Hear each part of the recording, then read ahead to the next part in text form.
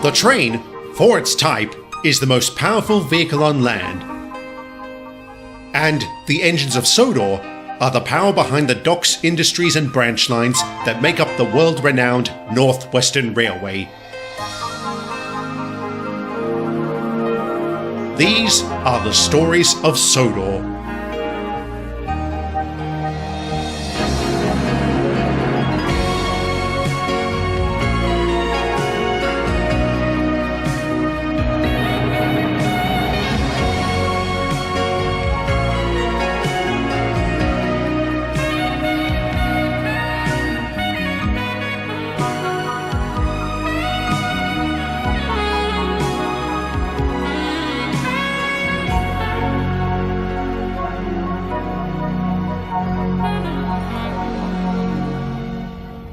By April 1962, the SKR achieved a much-needed milestone by reaching the town of Harwin, thus completing the loop line around the entire valley. Afterwards, they entered the final phase of the expansion, building a slate quarry in the surrounding hills. A lot of blasting was needed to clear the way, so the factory at Krosny Kern was once again called upon to supply the dynamite. But there were a few problems. Something I haven't mentioned about the factory is its long-standing contract with the Ministry of Defense. Every month it had to supply a quota of bombs, bullets and other munitions for the military, and every month the SKR would transport this sizable shipment down to Croven's Gate for delivery onto the fort. Unfortunately, the timing of the quarry's construction clashed with this obligation, so there were delays for both operations. As a gesture of goodwill, however, the factory's foreman offered his services to the SKR. His expertise and experience allowed them to partially make up for lost time.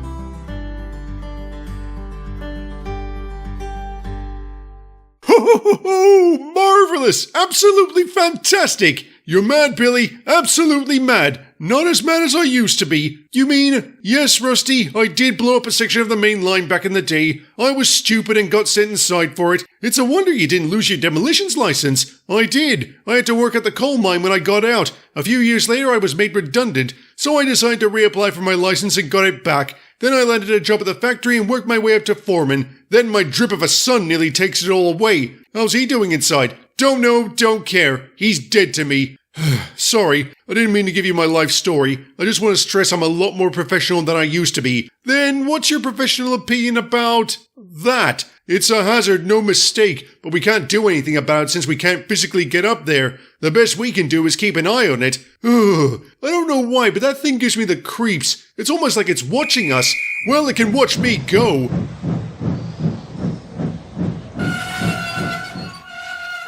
Hey, what's going on back there? Sorry, the brake slipped on and the lever's jammed. I'll have to...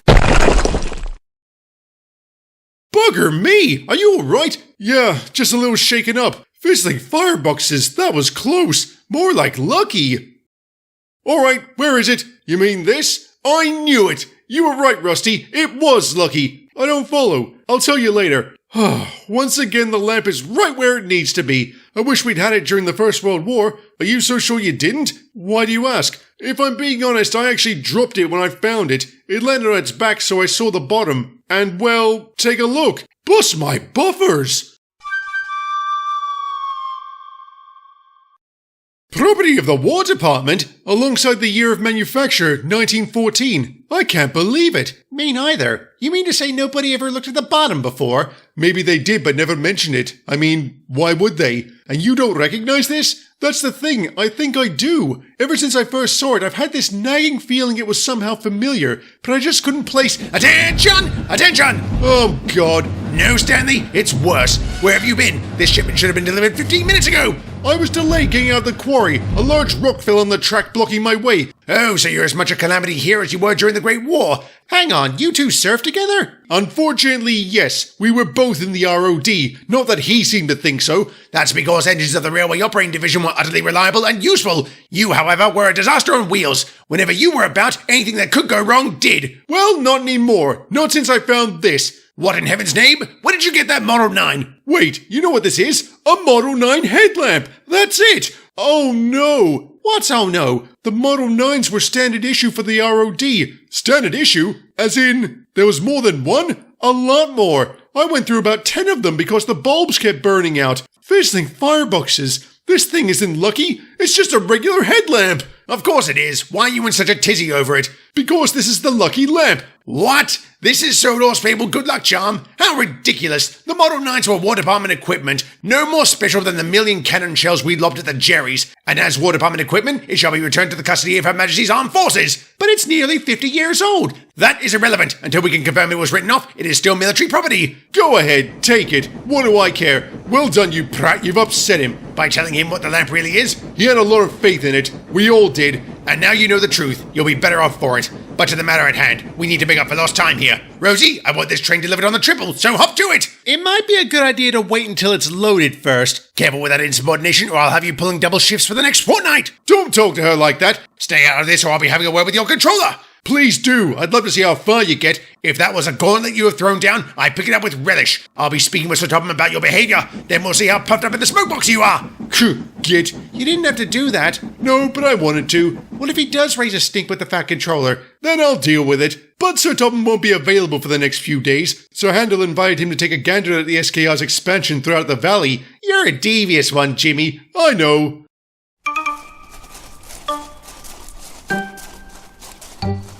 Good afternoon, engines. I believe you all know the stout gentleman to my left, though you might not have met him, Rusty. Allow me to introduce you to a very old, very dear friend of mine, Sir Topham Hatt. How do you do, Rusty? Nice to meet you. It's a pleasure to meet you too, sir. Wow, the Fat Controller himself.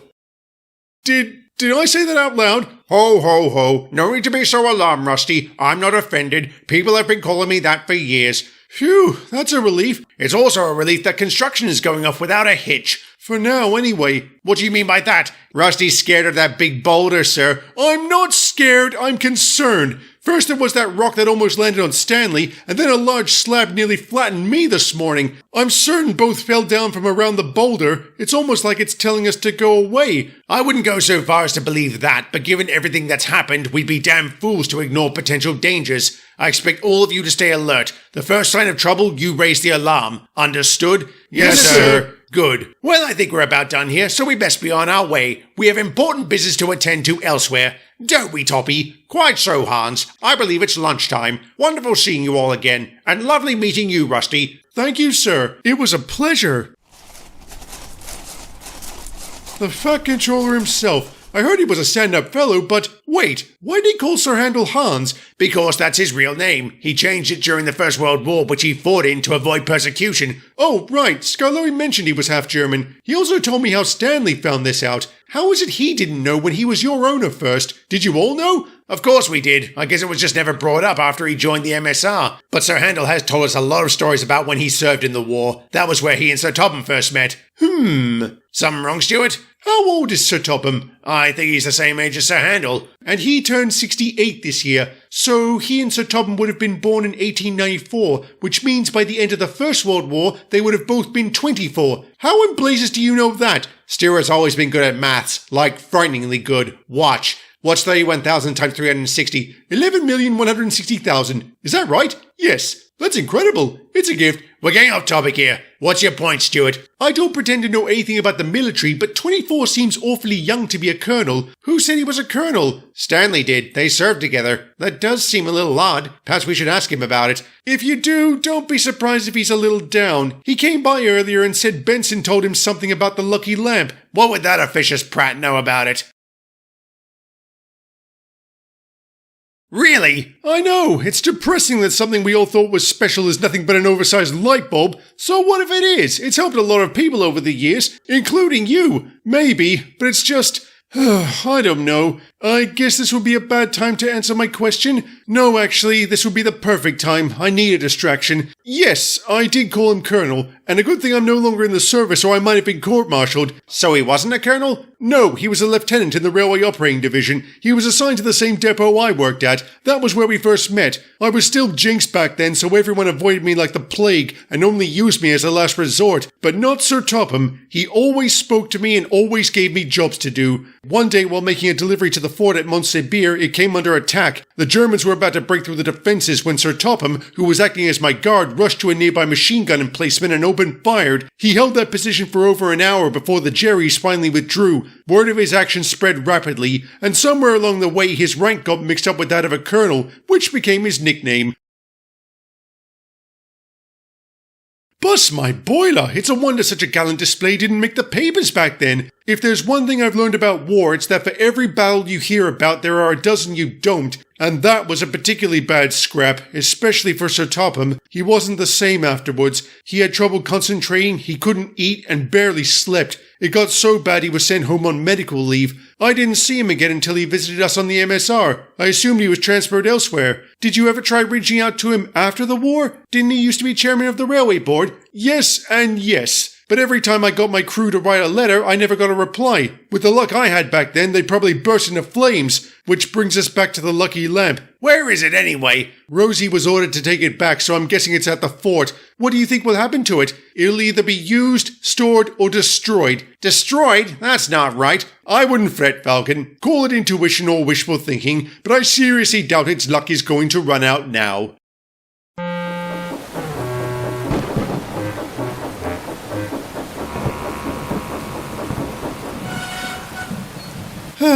Hi, Jim. Hi, Rosie. What's the matter? Is it the rumour they're planning to close the fort? Has Terence been gossiping again? Is Benson an officious prat? How come you look so worried? This isn't the first time this has cropped up. But it is the first time we'll be experiencing a strategic and feasibility study. Oh God, British Railways uses those too. Every time they conduct one, it's inevitable that something will close. Exactly. It doesn't look good for this place. What'll happen to you? I'll probably be reassigned to Southampton Docks. That's where most of my class wound up. That's awful. I'd hate to see you go. And I'd hate to leave, but I don't really have a choice. I guess we'll have to wait and see. I guess we will. Well, in a desperate attempt to change the subject, how'd you get on? With what? The lucky lamp. You said... I was going to look into it. Right. And I did. You won't believe what I found. Is that to say you've got something already? Boy, have I. I had the clerk put in a request to the Ministry of Defense Archives for the lamp's records. He was reluctant, calling it a needle in a haystack. An hour later, he came back with a file saying, I found the needle. You mean its file was here? Yeah, I've heard of Lucky, but gee whiz. What did it say? It's had an eventful career. Aside from being a headlamp, it was used in various dugouts across the Western Front. Its last entry was in 1917 when it was assigned to a hospital ship called the Lady Rose, which sank during a storm. Lost at sea and still found its way ashore? That's not luck, that's absurdity. Just wait until you hear this. Guess which engine in the ROD this lamp belonged to? No. What? Yeah, it was yours. That is ridiculous. That is impossible. That is... Rosie, are there any more munitions yet to arrive from Crovan's Gate? Just one more shipment. I was about to head on over to pick it up. That won't be necessary. I'll handle it myself. And I'll be taking the lamp with me. Why? That is none of your concern. Oh, and I was able to have a word with Sir Topham this morning. He said he shall talk to you later. Oh, bollocks.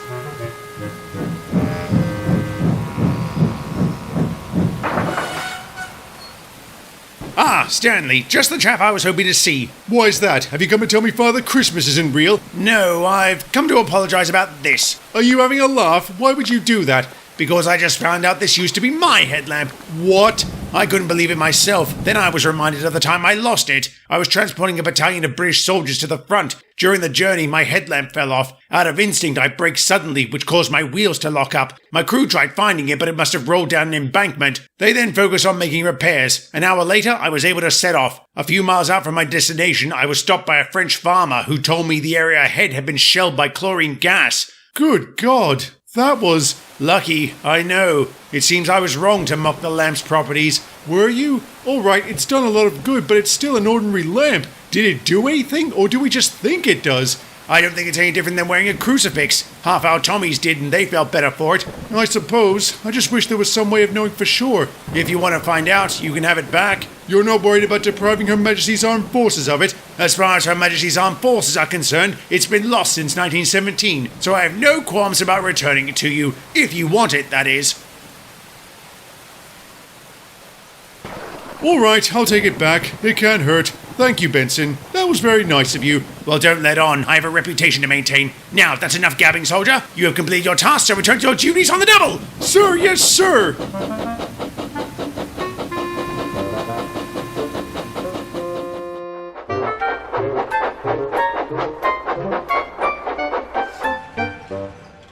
How are the birds, Rusty? Plenty of pigeons? You seen any hawks or ravens yet? No, just a very annoying falcon. What's annoying is how ridiculous you're being over a stupid rock. I'm doing what Sir Handel asked us to do, and with all the rain we've had, I'm keeping both eyes squarely on it. You're being paranoid. I'd rather be paranoid than unprepared. Fine, you do you. Just tell me where you put that trainload of sleepers. They were over near the shed. Right.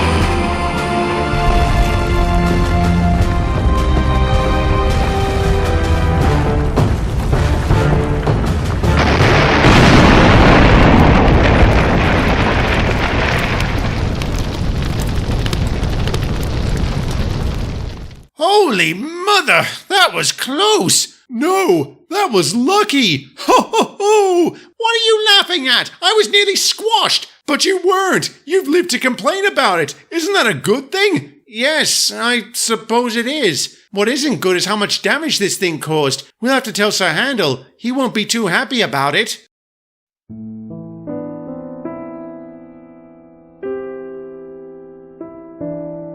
Jesus Christ. Landslides, bear attacks, and now a bloody boulder. Maybe we should have left this part of the island alone. Everything was going swimmingly for us before I decided to expand, thinking it was in the best interest of the railway. It will be, Hans. Those who've visited thus far have had nothing but good things to say about it. British Railways can only dream of such positive feedback. But how many of BR's projects have led to people getting killed? Did anyone die here? No, but we got lucky. Perhaps we should quit while we're behind. You mean abandon the expansion? Hogwash! I agree, sir. Just imagine if we had given up during the war. Where might we be had we thrown in the towel when the going got tough?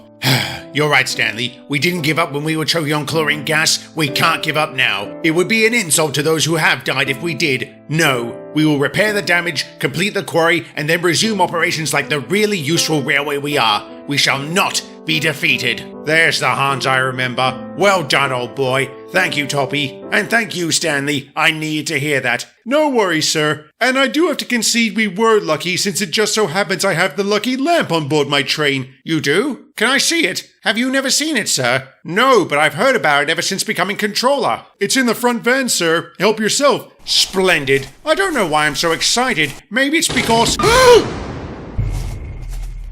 Toppy, what's wrong? Where did you get this? What, sir? Where did you get this? What kind of a cruel joke is this? No joke, sir. That's the lucky lamp. What? This? This is... That can't be. I lost it. I lost it when... Wait. No. It can't be. Not here. But how else? Oh God. It was here? The hospital was here? Toppy, calm down. What's wrong? What are you talking about? I have to go.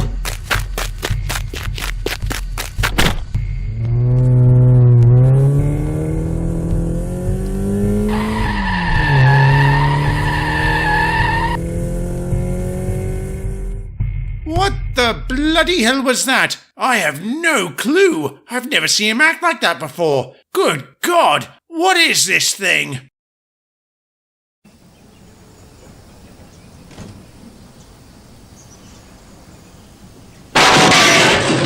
Oh, bother! All right there, Lily? Does it look all right, Colin? It looks weird. A breakdown train causing an accident? What's that word when something turns out funny? Moronic? Ironic, but you were right the first time. It is moronic that the lads don't know how to use the equipment properly. At this rate, the war will be over before we can extend the main line to Tidmouth. Blimey, you're pretty wound up over this. I'm just a bit stressed. I've been running around like mad trying to make up for lost time. Is that because of the coppers? Adam said he saw you talking to a couple. Not just me, Thomas and Toby too. They were asking if we'd seen anything suspicious. Like we'd stay mum if we did. You think this has something to do with the dynamite that got stolen last night? It has to. It can't be coincidence. So the lads not only can't do their jobs right, they can't keep dangerous explosives under wraps. It's pretty concerning. I hope they catch whoever did it. I don't fancy getting blown up. Me neither. But enough about my problems. What have you got there? Another load of patients for the hospital. Another load of nutters, you mean? No, I don't. And that's not very nice. These lads have been through hell. They deserve the best care available. You're right. I'm sorry. I'm just not so sure they are getting the best care. Have you met the bloke who's running that place? Anderson? I don't know why, but he makes my paintwork crawl. No, I haven't. But he is a doctor, and the army wouldn't have given him an entire hospital if he was doing something wrong. I suppose. It has gotten a lot quieter in recent times. Maybe his treatment is working. And if it is, I should get these Tommies to him sharpish. Any idea how I can get there? You can try going through the sidings. Just take care when passing over the crossing. It's a little rough. I'll keep that in mind. I better dash. Laters. Bye.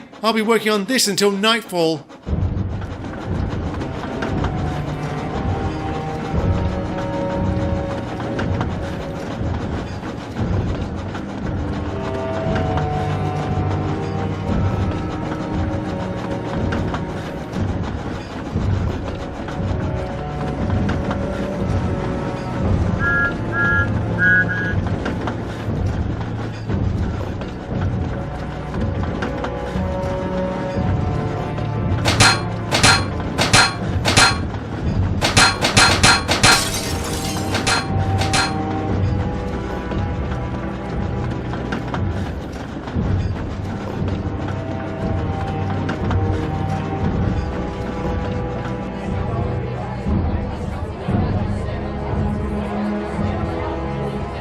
Was there a problem? Yes, Dr. Anderson. We hit a rough patch of rail and one of the patients dropped something he was carrying. What was it? A lamp. He was the sole survivor of the Lady Rose. He used it to signal the rescue team and wouldn't let go of it afterwards. He became extremely upset after it went through the window. We had to sedate him. What's his name? It's a funny one. Hat. Lieutenant Topham Hatt. That's him there. Thank you, Private.